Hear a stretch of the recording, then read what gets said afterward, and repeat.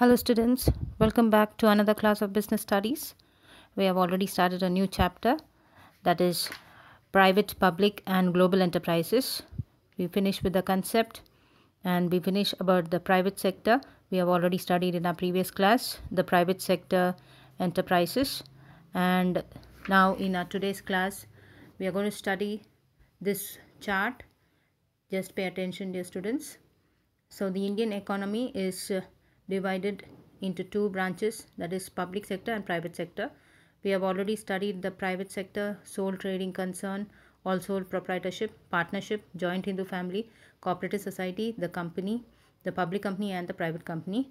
So in this chapter we got to study the multinational corporations or the MNCs, and in today's class we're going to study the public sector, the one important branch of Indian economy, the public sector. And the public sector has three main organizations. Under public sector we have departmental undertakings, statutory corporations and government companies. So in today's class we are going to study about the departmental undertaking and its features.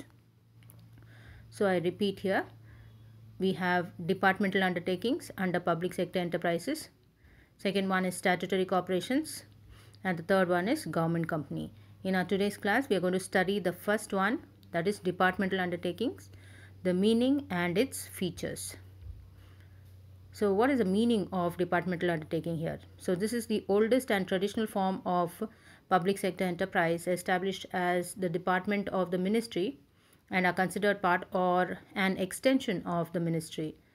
The government functions through these departments, and activities performed by the undertakings may be under the central or the state government. Example, the railway department, the post and telegraph department, the defense department, etc. So departmental undertaking, it is the oldest and the most traditional form of organizing of public enterprises. So these enterprises are established as different departments, and each department will have ministry as the head. So it is considered as a part or the extension of the ministry itself. So each department is headed by the minister. So the government will function through these departments. So we have examples like railway department, we have a minister, and we have post and telegraph department, we have defense department. All of them are headed by the minister. So it is headed by the ministry itself. So government will function through these departments. So this is what is the nature of this departmental undertakings. They act through the officers of the government, and its employees are called as government servants or government employees. They are coming under central government or state government. It can be either central government or state government. It should follow the rules and regulations of either central government or state government, whichever is applicable. So the examples for undertaking such departmental undertaking is railways, post and telegraph and defense department, etc. So this is what is departmental undertaking, wherein each department is headed by a ministry or minister, and it is by the central or the state government, and it is a part of the ministry. These departments are the part of the ministry or the extension of the ministry itself. So we'll study the features of departmental undertakings here one by one. The first feature or characteristic or nature what we have in departmental undertaking is the funding of these departments comes directly from the government according to the annual budget of the government. The revenue earned by these departments is also paid into the government treasury. So the funding or the finance is again directly coming from the government treasury itself, and it is coming according to the annual budget what is decided by the government. So whatever revenue or profit is also earned by this department is again paid into the treasury of the government. So this is what is departmental undertaking. First feature, it is financed and funded by the government from the government treasury itself through or according to the annual budget decided by the government. This is the first feature. The second feature of departmental undertaking is these departments are subject to accounting and audit control according to the rules and regulations and law of the government. Yes. So these departments, it may be railway department, it may be post and telegraph, it may be defense. All these departments are headed by the minister, and they are subject to accounting and audit. They have to give the account and audit. They are subject to audit and control account checking, and this is applicable just like other government activities. Okay, applicable to other government activities just like that. They are also subject to accounting and auditing, that is checking of accounts and giving the right report.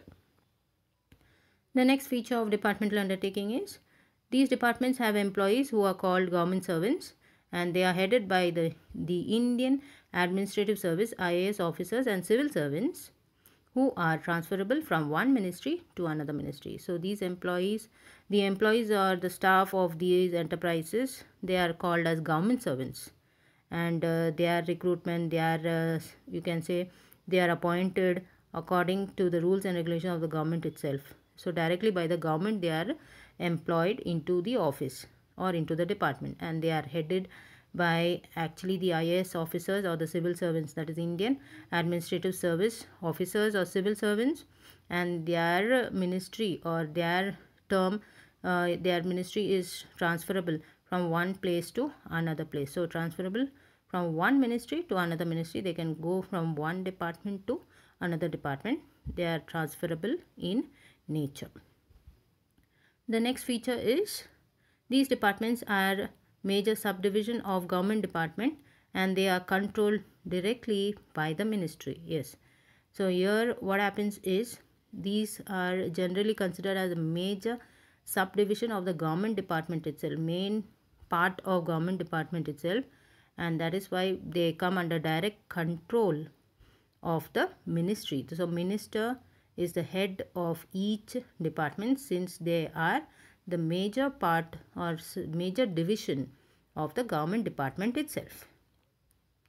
The next feature of departmental undertaking is since these departments are managed and controlled by the ministry, they are accountable and answerable to the ministry. Yes, whoever controls you, whoever manages you, you are obviously bound to or obliged to report back to them. So here, since the ministry is the head, ministry has whole control and management over each department. Each department is answerable and accountable. They have to give their reports, submit their reports, and they are accountable means they have to report each and every condition or each and every affair what is happening in the organization to the ministry directly, because they are directly coming under the each ministry. So concerned ministry heads will take the report, and these departments are accountable since they are managed and controlled directly by the ministry. This is all for today's class, dear students. I hope you have understood. In our next class, we'll study about the merits and limitations of departmental undertakings. Thank you.